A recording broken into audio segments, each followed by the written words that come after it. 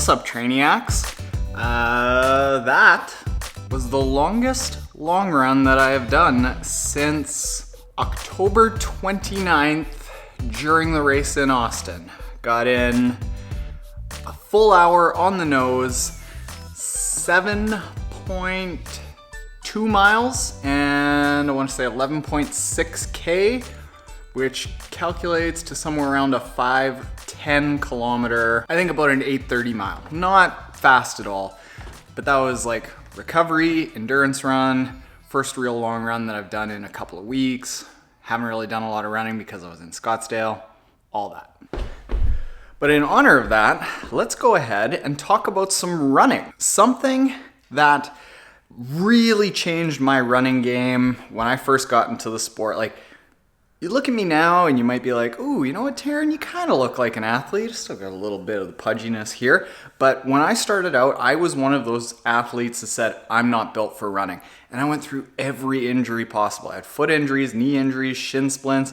First half marathon I did, my lower back was so sore that I was kind of just like this across the finish line. Not good at all. But there was, quiet on set. But there was one key throughout all that allowed me to start running more smoothly, have less injuries, run faster, basically just become a runner.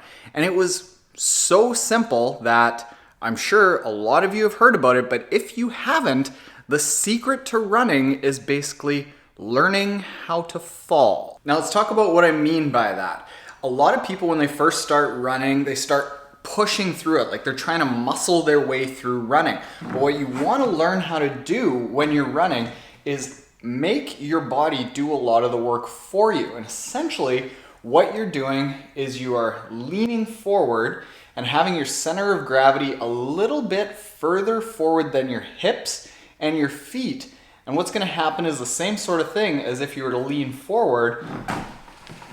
The momentum of your body is going to carry you forward, and you're going to have to work a lot less hard than typically when you're slogging through it. And I think that there are 4 key things that you need to do to make this work for you. Now, first thing that you need to do is realize that you need to stand as tall as you possibly can.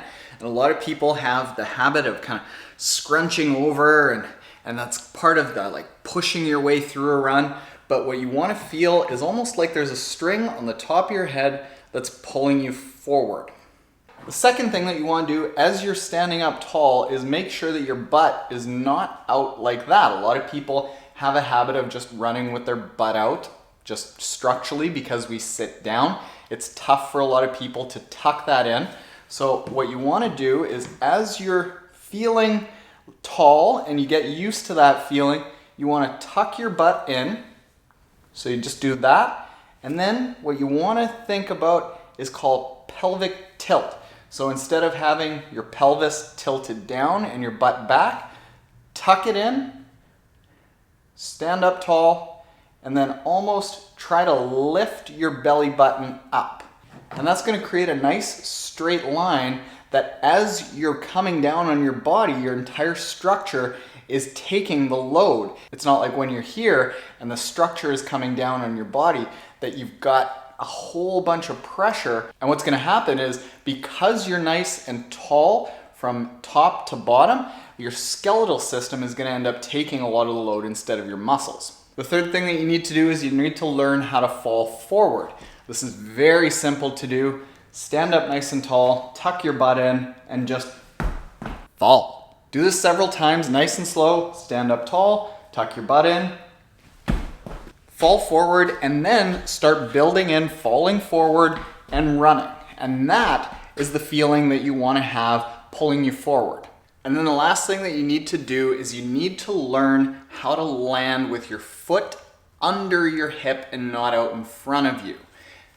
And you're going to hear a lot about it has to be a forefoot strike on the front of your foot or a midfoot strike in the middle of the foot. But at the end of the video, I'll link to another video that I did where I talked about the science of heel striking versus midfoot striking versus forefoot striking. It really doesn't matter as long as you're landing with your foot directly under your hip so that your center of gravity can pull you forward and it's not out in front, stopping that center of gravity from getting over essentially that wheel that is your feet. You want that wheel to be under you want your feet to act like a wheel, and the weight pulls that wheel forward, turning your feet nicely along. So there you go, triathlon trainiacs. I hope that helps. Comment below with, let's say, what was your first half marathon time? I'll tell you mine. I think it was 1:53, and I had 1:50 of that. That was painful. If you want to see that video that I did about the science between midfoot, forefoot, heel striking, check that out down here. If you aren't yet subscribed, hit that subscribe button below and hit the notification bell so that you know when we post all of our daily triathlon videos. And if you are an existing trainiac, as always, thank you and